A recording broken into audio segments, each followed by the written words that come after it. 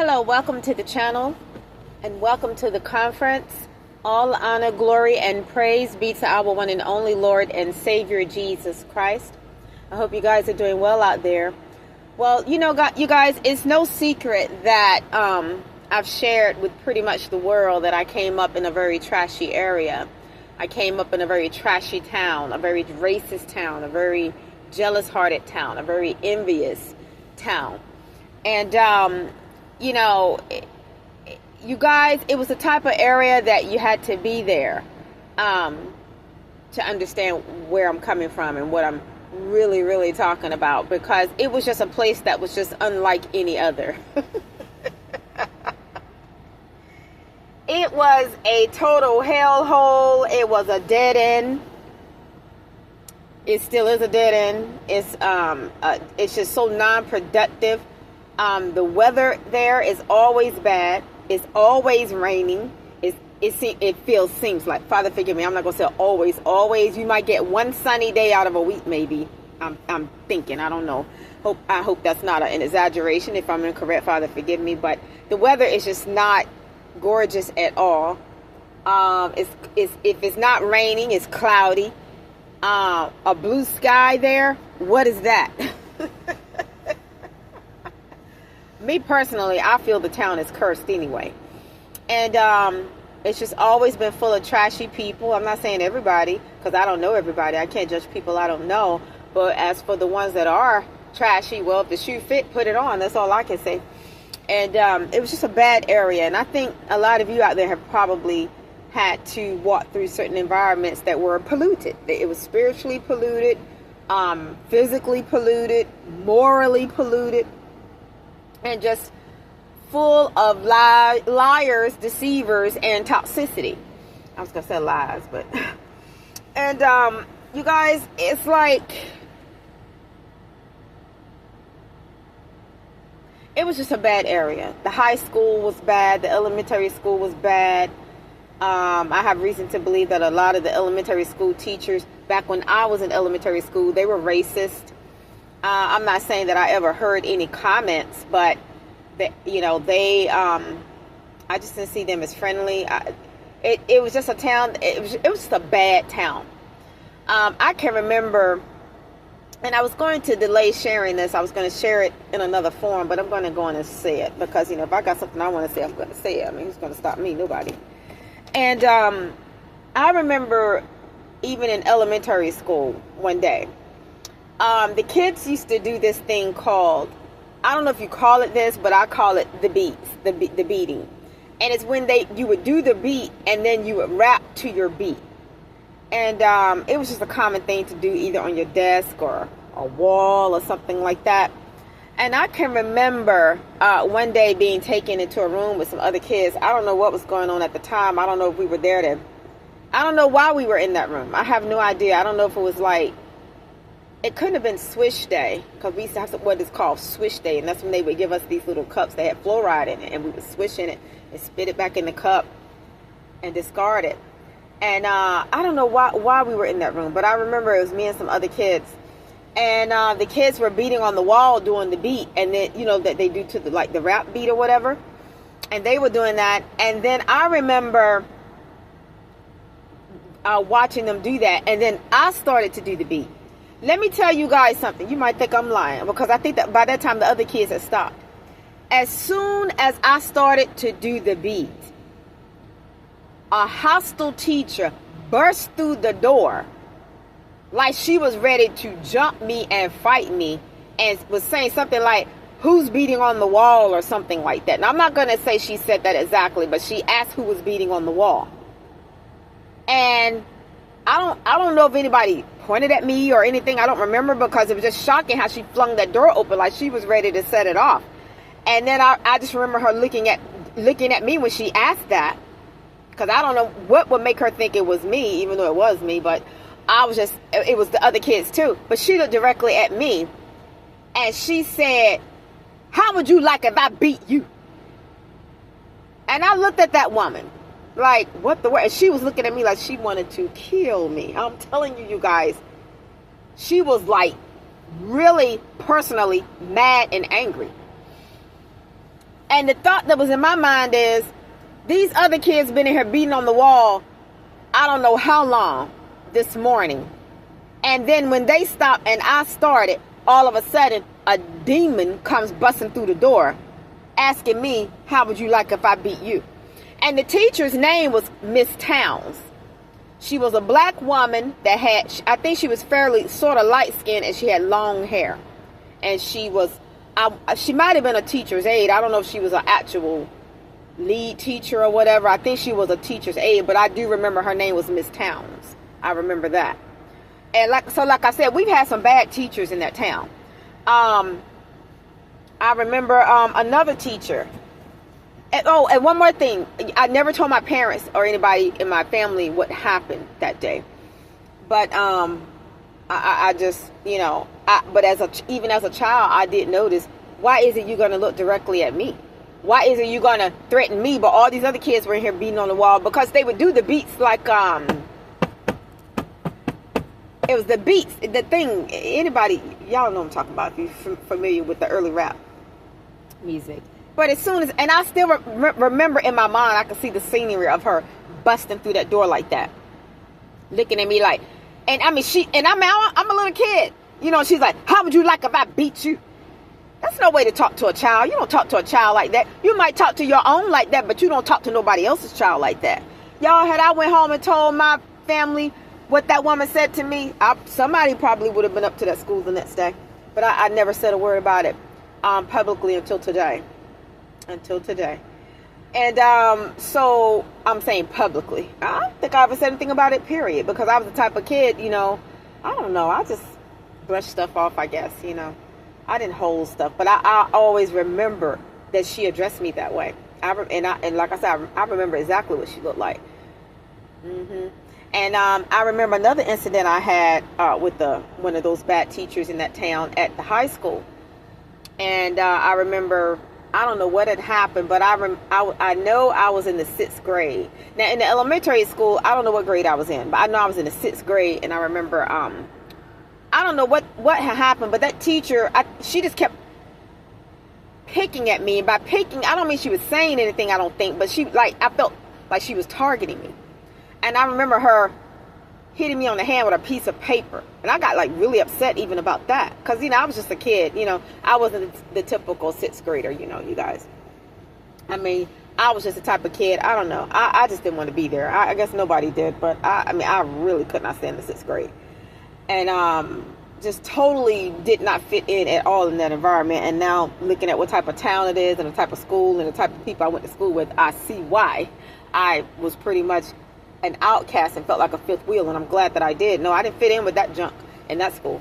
None of it, whether if it was on the payroll or if it was in attendance as a student. But anyway, I remember her hitting me on my hand with a piece of paper. It didn't hurt or anything. But she was trying to discipline me like I was 5 years old or something like that. And she said something and going to try to tap me on my hand. But I knew even as a 6th grader, she's targeting me. You guys, I may have been a kid, but I was one of those smart kids. I was just very perceptive, and I knew she was targeting me. And I remember her name was Miss Hart. And I remember her because she had a crooked face. Her bottom jaw, her bottom chin was crooked. I don't know if it had been broken, and I don't know what had happened, but I remember her face was slightly crooked at the bottom. And I remember she had a son named David. I remember that because I remember she would always talk about her son, who was a little boy. And she was talking one day about affidavits. And then she was saying something about her son, and she said how she's always after David. And she thought that was funny, and I think she was laughing, and the rest of the students were laughing. I didn't crack a smile because it wasn't funny to me. But she was saying something about an affidavit, which is a legal document. And then she was trying to tie it into something with her son, and maybe her son was always getting into stuff. And she would say something about how she would always be after David. And they were like, just whatever. And I would just be looking because, if you ain't funny, you just ain't funny. If what you say ain't funny, it ain't funny. And I guess, it was right then and there. I never had any problems with her prior to that day that she hit my hand with that paper. but I do believe it was after. It could have been the same day or after. The same day or maybe days prior that she was saying something about her son. And people take note when they say things and other people don't react and they don't like it, because people want all this attention and they want everybody to think what they're saying is so much. No, I didn't find no humor in it at all. But I do remember her name was Miss Hart, and I didn't like her. I know that much. And I didn't tell my family about that incident either. But I was always targeted by school teachers, always. I can remember even with my art teacher, I remember him sending me out of the room once, and this was in high school. And y'all, I didn't care. Really, I took my pocket. I remember taking that pocketbook, slinging that pocketbook on my arm, and walking right out of that room with my nose turned up at him and everybody else in there. Now, I ain't gonna say that. Lord forgive me. I did walk out with a high, proud look, because I didn't care. And I remember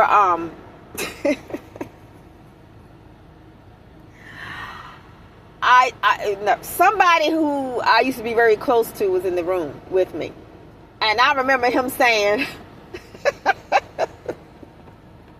he said, "I want to talk to the man." And listen, the person that I used to be close to said, they said, "My daddy ain't gonna do nothing to such and such," and the person called my name, right? But the art teacher was talking about my dad, right? "I'm gonna talk to the man." No, you don't want to talk to my daddy. You'll be waiting forever. But I remember, y'all, listen, walking around out there in the hall, I guess, because I'd take that pocketbook, sling it on my shoulder, and all of them knew what they could get if they didn't know I showed them. I could not stand high school. I hated high school. And I hated elementary. I just hated public school, period. I could not stand it. I could not stand it. I really don't have anything positive to say about either experience, other than it taught me a lot and groomed me for even more intense spiritual warfare later on in life. But other than that, I feel like if I could survive the demons in high school, I could survive these out here in society for sure.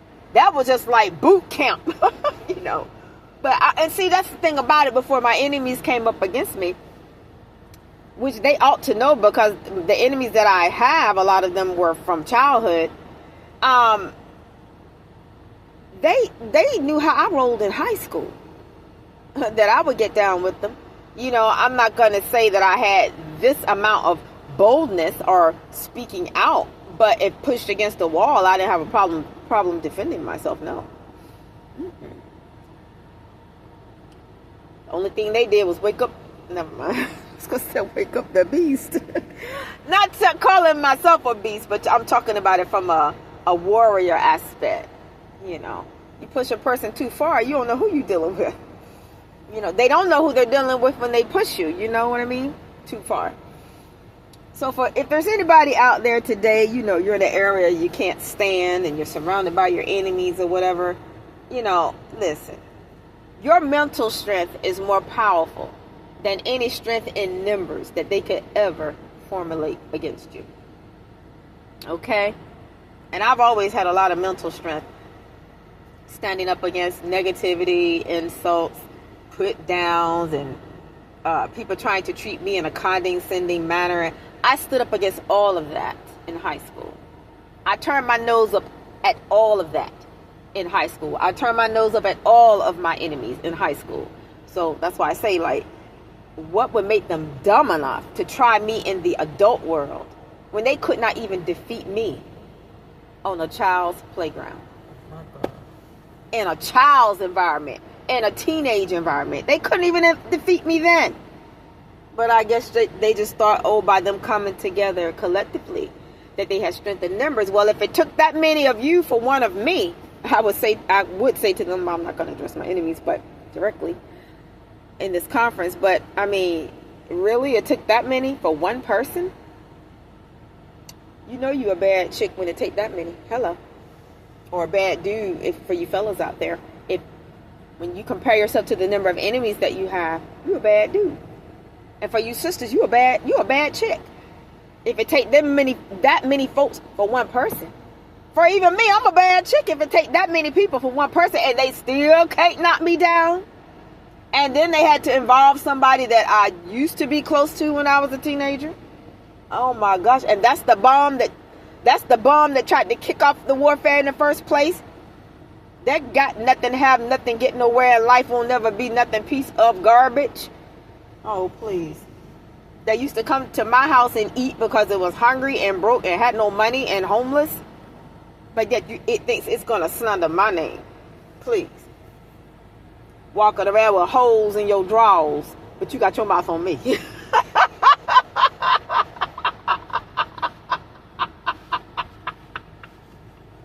Oh my God. See, like I said, the person that started all this warfare on me, you don't want me. You don't want me. My enemies don't want me, y'all. They don't want me. He don't want me, and don't nobody in his bloodline want me.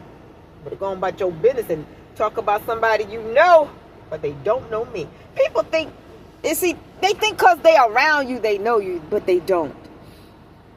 I'll tell you, that town is just trashy. And let me tell you, I remember one day I was on a school bus and somebody hit me on top of their head who was behind me. And when I stood up and turned around and looked back, it was some black dude that lived in my town. And he was bigger than me and he was older than me. But I remember he hit me on the top of my head with the tip of his fingers. So I didn't tell anybody, but when I got home, of course, you know, I got my weapon. And I was determined when I go back to school the next day, if he come at me, well, he gonna feel the weapon. And so it never happened again. But do you know I just ran across that black dude a couple days ago in a Walmart? And he was standing there with some other man. I didn't even halfway pay them no mind.